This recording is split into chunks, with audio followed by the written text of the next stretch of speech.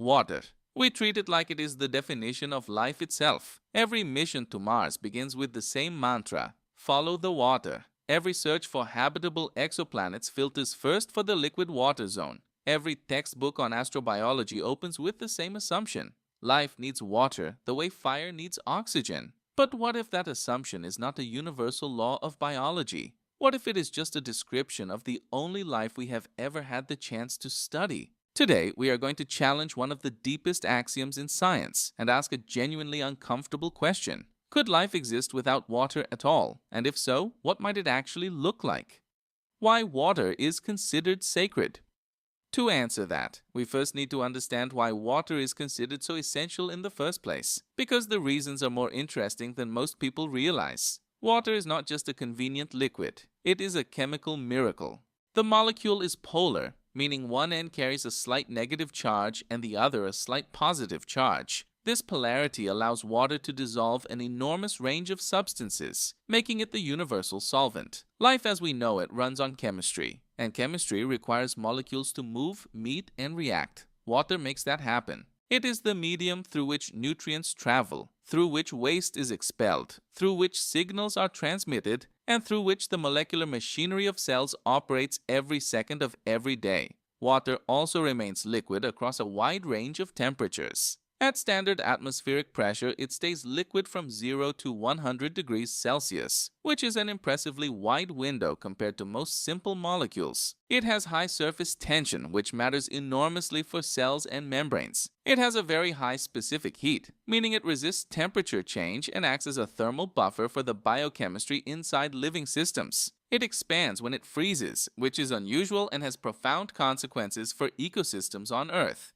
It participates directly in biochemical reactions through hydrolysis and condensation, acting not just as a medium but as a reactant.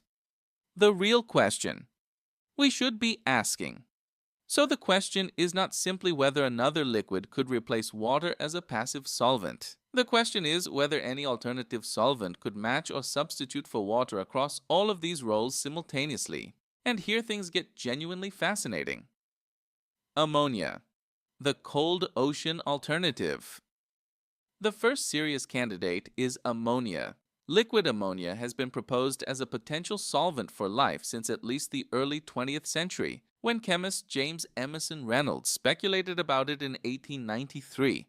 Ammonia is also a polar molecule. It can dissolve many organic compounds. It remains liquid at temperatures between -77 and -33 degrees Celsius at standard atmospheric pressure, which means it is a low-temperature solvent. On a world with the right atmospheric pressure and cold enough temperatures, say a moon like Titan at extreme depth or a hypothetical planet with a thick ammonia-rich atmosphere, liquid ammonia could pool into oceans and rivers. What would life in ammonia look like? It would have to be built from different molecules. Many of the reactions that Earth life relies on proceed differently in ammonia. Proteins as we know them would not fold the same way. The hydrogen bonding network inside ammonia is different from water. But life built from alternative polymers, perhaps long nitrogen-containing chains instead of carbon-oxygen chains, might find ammonia perfectly hospitable. The metabolism would need to be radically different. Instead of oxidizing carbon compounds with oxygen to release energy, ammonia-based life might reduce nitrogen compounds or work with entirely different electron donors and acceptors. The biggest problem with ammonia is that it would almost certainly require very cold temperatures, which slow down all chemical reactions significantly. Slower reactions could mean slower metabolism, longer timescales for complexity to emerge. But the universe is very old. On a world that has been cold and stable for billions of years, there may have been time enough. Titan and the hydrocarbon seas. Titan itself is the most discussed candidate for ammonia-based or mixed solvent life. Saturn's largest moon has lakes and seas at its poles, but those are filled with liquid methane and ethane, not ammonia. However, beneath Titan's surface, there may be a subsurface ocean of liquid water mixed with ammonia. And on the surface, the hydrocarbon lakes present yet another entirely different biochemical possibility. This brings us to the second major candidate, nonpolar solvents, specifically liquid methane and liquid ethane. These hydrocarbons are nonpolar, which means they dissolve nonpolar organic compounds rather than polar ones. Life in methane would need to be built from a chemistry essentially opposite to Earth life in terms of solubility. Instead of water-soluble proteins and nucleic acids, you would need methane-soluble equivalents. Researchers have actually proposed theoretical cell membrane structures called azotosomes that could form in liquid methane, made from nitrogen-containing organic molecules instead of phospholipids.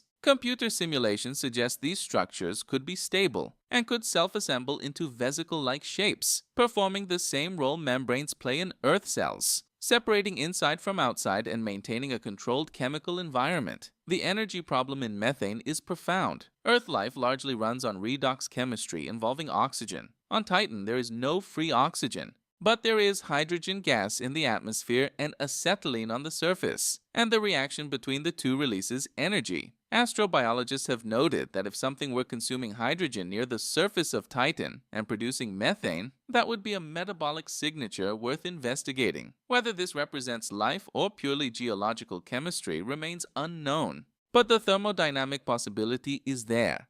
Hydrogen fluoride, the corrosive contender.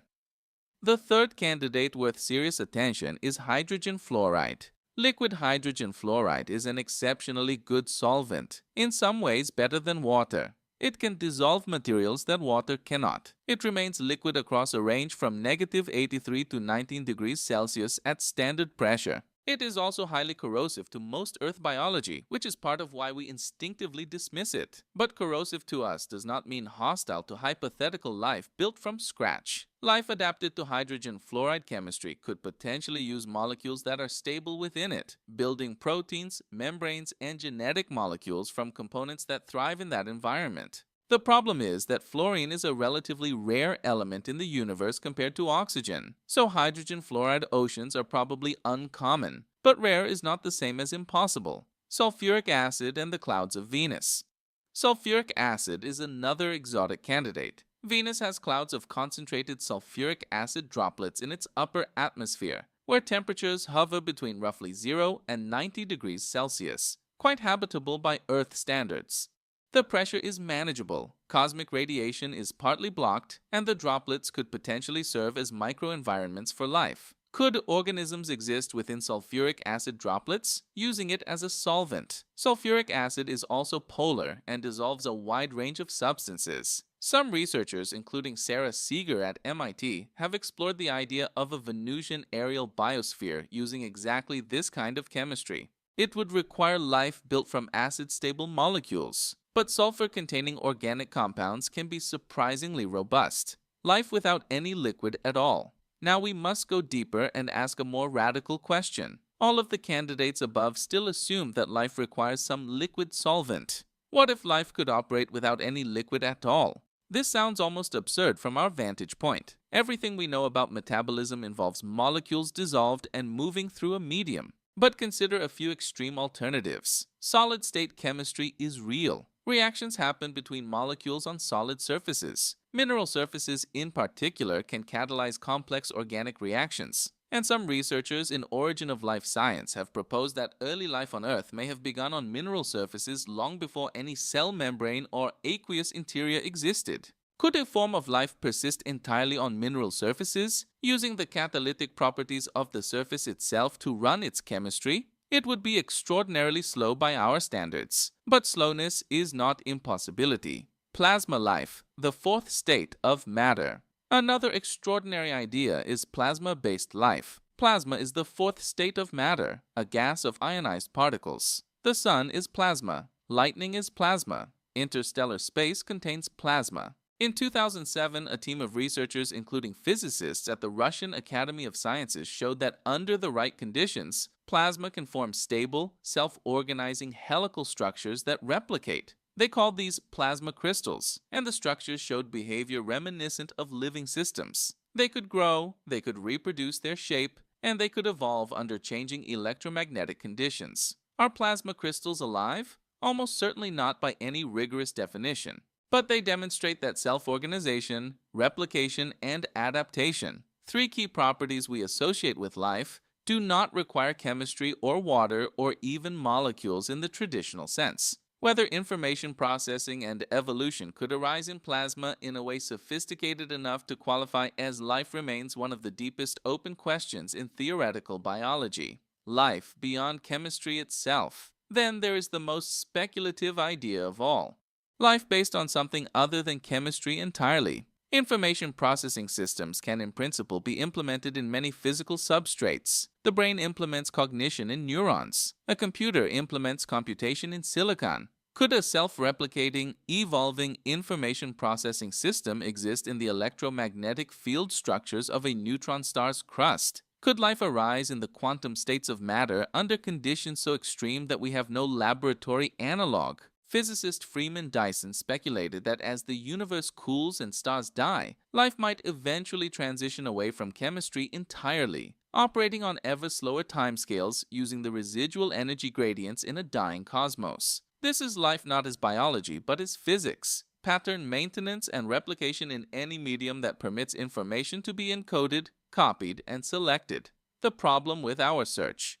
Coming back to more grounded territory, we should address the strongest scientific argument against water-free life: the fact that carbon-based organic chemistry, which underlies all known life, evolved in and for water. The molecules of life, amino acids, nucleotides, lipids, sugars, are all shaped by water. Their folding, their reactivity, their stability are all calibrated to an aqueous environment. Any alternative biochemistry would have to be built from the ground up using different molecular building blocks. This is not impossible. Organic chemistry is extraordinarily diverse, and there are millions of possible molecules that have never been explored. But it means that alternative life would look so foreign that we might not even recognize it as life. This is perhaps the deepest problem in the search for extraterrestrial life. We are searching with tools and definitions calibrated for what we know. Our biosignatures, oxygen in an atmosphere, methane disequilibrium, organic molecule signatures, are all based on Earth biology. Life in liquid methane on Titan, even if it exists, might produce no signal we are currently looking for. Life in hydrogen fluoride, life on mineral surfaces, life in plasma. All of these would require entirely new detection strategies built from first principles rather than Earth analogy. What the universe is actually telling us.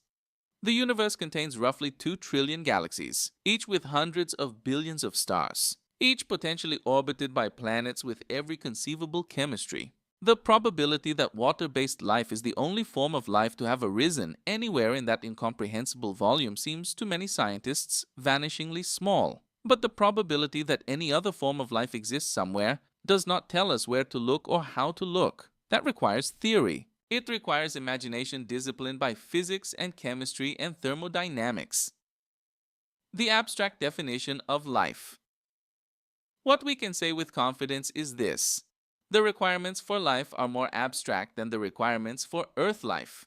Life, at its most fundamental level, requires a way to store information, a way to copy that information imperfectly so variation can arise, a way to use energy to maintain order against entropy, and an environment stable enough for evolution to accumulate complexity over time. Water is one extraordinary solution to these requirements. It is probably not the only solution. It may not even be the most common solution in a universe full of cold moons and exotic chemistry that we are only beginning to understand. The lesson is humility. The real lesson of astrobiology is humility. Every time we have defined life too narrowly, the universe has surprised us. Organisms in boiling acid vents, in solid Antarctic ice, in highly radioactive environments, in the stratosphere. Life on Earth has already shattered our assumptions about its limits, and Earth life all uses water. Imagine what life that abandoned water entirely might have found possible in 4 billion years of evolution on a world we have never visited and cannot yet imagine. Water is where life began for us. It is not necessarily where life begins everywhere.